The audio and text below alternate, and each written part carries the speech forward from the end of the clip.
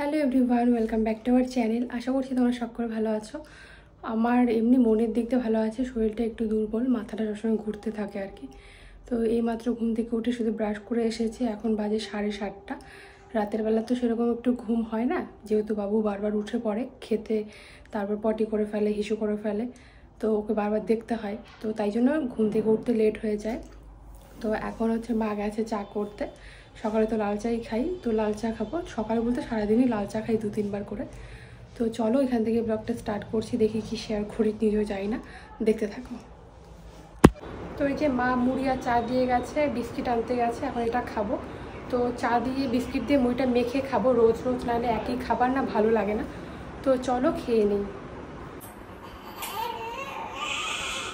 এই যে বাবা অনেকক্ষণ ঘুমাইছে, হিসু করছে না, খিদা পেয়েছে।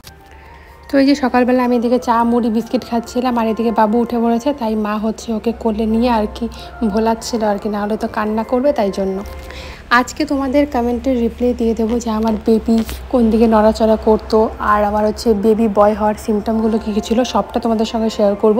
তো তোমরা কেউ স্কিপ করে যেও না, ভিডিওটা দেখো, আশা করি তোমাদের আজকের ভিডিওটাও অনেকটা ভালো লাগবে।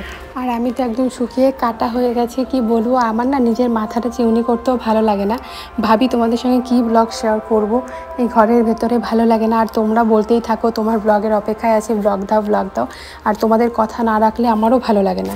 আর মা এদিকে আমাকে বালু গরম করে দিয়ে গেছে, দেখো আমি গরম শ্যাক নিচ্ছিলাম, কারণ যেহেতু পিঠের মধ্যে একটা ইনজেকশন দেয়, না হলে পরে গিয়ে ওটার ব্যথা হবে, ভবিষ্যতের কথা ভেবেই, ভবিষ্যতে যদি ব্যথা ট্যাথা হয় ওটার জন্যই আর কি আগের থেকে বালু শ্যাক নিচ্ছি। বালু শ্যাকটা নিলে কি হয়, ব্যথাটা অনেকটা টানে।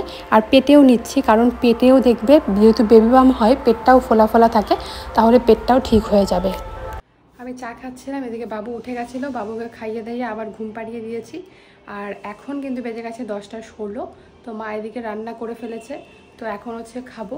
আর আমি হচ্ছে মানে ছোটো থেকে বড় হয়েছে, শিঙ্গি মাগুর মাছ এগুলো আমি কখনোই খেতাম না, আমার ভালো লাগে না, দেখলেই যেন গা গুলোয়। কিন্তু এখন যেহেতু শরীরটা দুর্বল হয়ে গেছে, তো যেই কারণে এখন হচ্ছে আমি কিছুদিন ধরে খাচ্ছি, 4-5 দিন ধরে। তো খেতে খেতে একটা অভ্যেস হয়ে গেছে, এখন আর গা গুলোয় না, মানে কীরকম আমার একটা লাগতো, মানে মাছটা দেখতেই আমার কীরকম লাগতো, যেই কারণে খেতাম না। তো এখন খাই, কারণ এখন খেতেই হবে, আর শরীরটা দুর্বল হয়ে যাবে আরও বেশি, আর রক্তের ভীষণ প্রয়োজন শরীরে এখন। তো মা এদিকে মানে শিঙ্গি মাছ রান্না করেছে, আর কি করেছে জানি না, পেঁপে সিদ্ধ দিয়েছে হয়তো আমার জন্য। তো চলো খেয়ে নেই, তোমাদেরকে খাওয়ার সময় দেখাবো কি রান্না করেছে।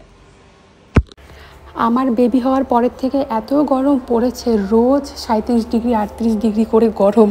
আর কি বলবো, এই গরমে না আমার শাশুড়ি মায়েরও কষ্ট হয়ে যাচ্ছে, আমার জন্য আলাদা রান্না, আবার বাড়ির সবার জন্য আলাদা রান্না।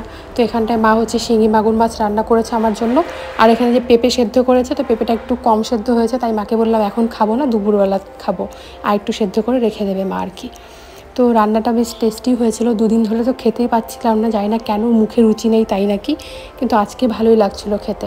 আর এদিকে বাবুকেও দেখছিলাম, ও আবার উঠে পড়ে নাকি, তাই জন্য তাড়াতাড়ি খাচ্ছি, কারণ ও আবার উঠে পড়লে ওকে খাওয়াতে হবে, কারণ বাচ্চা কাচ্চা কান্না করলে না একদম ভালো লাগে না।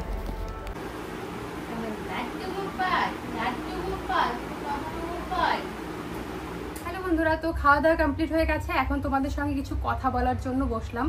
তো এখন হচ্ছে আমার ছেলে ঘুমিয়েছে, ভাবলাম এই সময় ভিডিওটা শেয়ার করি। তো তোমরা অনেকেই জিজ্ঞাসা করছিলে যে আমার বেবি বয় হওয়ার সিমটমগুলো কী কী ছিল, সেগুলো যেন আমি তোমাদের সঙ্গে শেয়ার করি। তো ভাবলাম চলো আজকে তোমাদের সঙ্গে এই ভিডিওতেই শেয়ার করা যাক। তো ফার্স্টেই আমি তোমাদেরকে বলি, যেটা হচ্ছে সবাই হচ্ছে প্রেগনেন্সিতে তো উল্টি করেই, বমি পাই। তো আমার হচ্ছে প্রথম 2.5 মাস পর্যন্ত আমি তো কিছুই বুঝতে পারিনি, আমার মধ্যে কোনো রকম সিমটম ছিলই না 2.5 মাস পর্যন্ত, মানে আমি কোনো রকম বমি টমি করতাম না, বা শরীর দুর্বল লাগতো, এরকম কিছুই ছিল না। ডক্টর দেখিয়ে যখন এসেছি তারপর থেকে আমার একটু বমি বমি ভাব লাগতো, কিন্তু বমি হতো না। আর এটা আমার হতো, মানে বমি বমি ভাবটা আমার হতো সন্ধ্যাবেলা, এই 6টা থেকে 8টা এই পর্যন্ত, এরকম সময় আমার আর কি বমি বমি ভাব লাগতো। কিন্তু মর্নিং সিকনেস যেটা, সেটা কিন্তু মেয়ের ক্ষেত্রে হয়, অনেকেই বলে যে ছেলের ক্ষেত্রে নাকি মর্নিং সিকনেস থাকে না, মানে ঘুম থেকে উঠে বমি বমি ভাব এটা থাকে না, মেয়ের ক্ষেত্রে নাকি ঘুম থেকে উঠেই বমি বমি ভাব থাকে। এটা কিন্তু আমার ক্ষেত্রে মিলে গেছিলো, আমার কিন্তু ঘুম থেকে উঠে কোনো রকম খারাপ লাগা বা বমি বমি ভাব এরকম ছিল না, আমার এই সন্ধ্যাবেলা একটু বমি বমি পেত, কিন্তু বমি হতো না। আর তোমরা অনেকেই জিজ্ঞাসা করছিলে যে আমি প্রেগনেন্সিতে বাঁকা হয়ে ঘুমোতাম নাকি ডান কাত হয়ে ঘুমোতাম। আমি না বেশিরভাগই কিন্তু বাঁকা দিয়ে ঘুমাতাম, আর ডান কাঁধেও ঘুমাতাম কিন্তু খুব কম, যখন হচ্ছে বাঁকাতে শুতে শুতে কোমর লেগে যেত তখন আমি ডান কাঁধ হয়ে কিন্তু ঘুমাতাম। তারপর অনেকে তোমরা জিজ্ঞাসা করছিলে যে লিনিয়া নিগ্রার যে দাগটা হয়, মানে পেটের মধ্যে যে লম্বা দাগটা হয়, সেটা কি আমার একদম সোজা ছিল নাকি বাঁকা ছিল? আমার দাগটা একদম সোজাই ছিল, কিন্তু নাভির এখানে একটু বাঁকা ছিল। অনেকেই বলে যদি বেঁকে যায় দাগটা তাহলে নাকি মেয়ে হয়, আর যদি একদম স্ট্রেট থাকে তাহলে নাকি ছেলে হয়। তো আমার ক্ষেত্রে তো মানে মেয়ের মতোই ছিল, মানে একদম বাঁকা ছিল একটু, কিন্তু তবু আমার ছেলে হয়েছে। আমার যেটা মনে হয় মানে এই দাগটা দিয়ে বোঝা যায় না, এই দাগটা প্রত্যেকটা প্রেগনেন্সি মহিলাদেরই ওঠে, কারো হচ্ছে নাভি পর্যন্ত থাকে, কারোটা একদম বুক পর্যন্ত ওঠে। তো আমার হচ্ছে বুক পর্যন্ত উঠেছিল, আর একদমই হালকা ছিল নাভির নিচ পর্যন্ত, সেটা আমার ডিপ ছিল, কিন্তু ওপরেরটা হালকা ছিল। বেবি হওয়ার পর এখন দাগটা ডিপ বোঝা যায় আর কি। তারপর অনেকেরই এরকম থাকে যে খাবারের স্মেল লাগে, আমার কিন্তু কোনো খাবারের স্মেল লাগতো না। তোমরা দেখতে আমি রীতিমতো রান্না বান্না সবই করতাম, আমার কোনো খারাপ লাগতো না। আর তোমরা অনেকে জিজ্ঞাসা করছিলে যে আমার মানে কোন পাটা ব্যথা করতো। আমার না ডান পাটা ব্যথা করতো, আমার দুটো পায়ে কিন্তু ব্যথা করতো না, ডান পায়ের গোড়ালি ব্যথা করতো, আর ডান পাটা ভারী হয়ে যেত। যখন আমার হচ্ছে প্রেগনেন্সি 9 মাসে পড়ি তখন আমি হচ্ছে মানে দাঁড়িয়ে থাকতে পারতাম না বেশিক্ষণ, তখন দুটো পায়েই ব্যথা করতো, কিন্তু প্রথম থেকে লাস্ট অব্দি আমার একটা পাই ব্যথা করতো। আর তোমরা অনেকেই জিজ্ঞাসা করো যে আমার বাবুর মাথা কোন সাইডে ছিল আর পা কোন সাইডে ছিল। তো প্রথম দিন থেকে যেটা হচ্ছে 5 মাসে যেটা বেবি নড়াচড়া বোঝা যায়, যেটা ডক্টর হচ্ছে লক্ষ্য রাখতে বলে যে প্রথম নড়াচড়া কখন করছে, তো প্রথম নড়াটা কিন্তু আমি হচ্ছে ডান পাশেই বুঝতে পেরেছিলাম, আর একদম তলপেটে। আর যখন আমার 7 হয়ে যায়, 7 মাসের পর থেকে আমি বেবির হচ্ছে পা নড়াচড়া বুঝতে পারি একদম ডান সাইডে, এটা আমি স্পষ্ট বুঝতে পারি।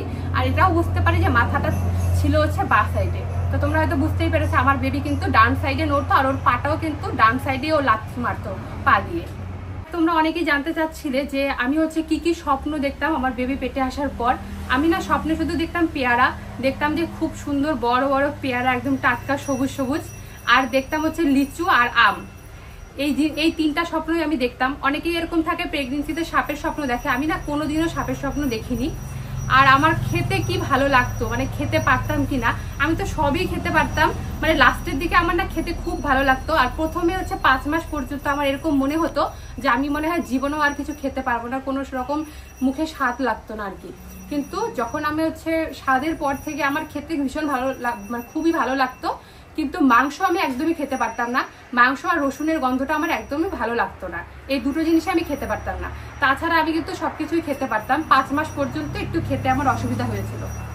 তো চলো আজকের ব্লগটা এখানে এন্ড করছি, কিরকম লাগলো জানিও, আর কিছু জানার থাকলে কমেন্ট সেকশনে জানিও, এর পরের ভিডিওতে তোমাদেরকে বলে দেবো। টাটা।